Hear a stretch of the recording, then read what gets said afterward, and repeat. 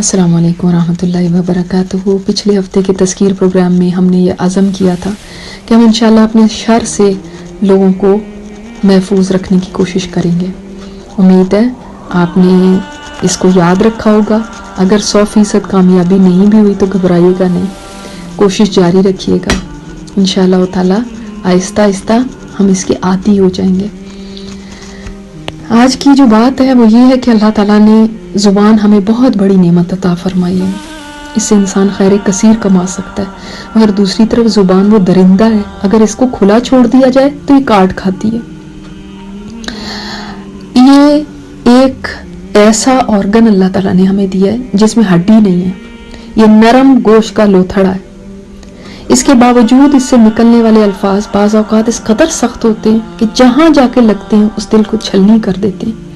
अल्फाज में जान नहीं हुआ करती, इसके बावजूद इनका घाव इतना गहरा होता है कि बाज़ दफा सारी जिंदगी नहीं भरता। याद रखें, तलवार का लगा हुआ जख्म भर जाया करता है, मगर अल्फाज का लगा हुआ जख्म कभी नहीं भरता। ये कसक इंसान को जिंदगी भर महसूस होती रहती है। एक वाकया आता है एक लड़के का जिसको बहुत गुस्सा आया करता था। वो गुस्से में बहुत सख्त बुरी बुरी बातें कहा करता था। एक दिन उसके बाप ने उससे कहा कि जब भी तुमको गुस्सा आए और तुम बुरी बातें मुंह से निकालो तो एक कील दीवार में ठोंक दिया करो। कुछ अरसे तक यही सिलसिला जारी रहा, हत्ता कि पूरी दीवार कीलों से भर गई। अब बाप ने बेटे से कहा, जब जब तुम अपने गुस्से पर काबू पाओ तो एक कील दीवार से निकाल दिया करो। बेटे ने आहिस्ता आहिस्ता अपने गुस्से पर काबू पाना शुरू कर दिया और होते होते दीवार से कील निकलते चले गए, हत्ता कि आखिर में सारी दीवार कीलों से खाली हो गई, एक भी कील बाकी नहीं रहा, मगर पूरी दीवार निशानों से भरी हुई थी। बेटे ने बाप से पूछा, ये क्या?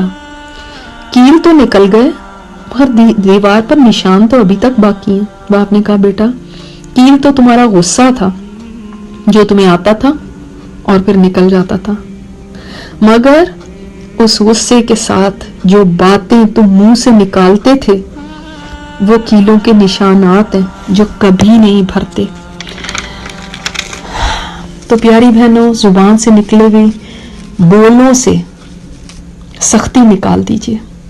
अगर किसी को कोई बात कहनी भी हो, नरम अल्फाज का इंतखाब करें। अल्फाज में बड़ी पावर होती है।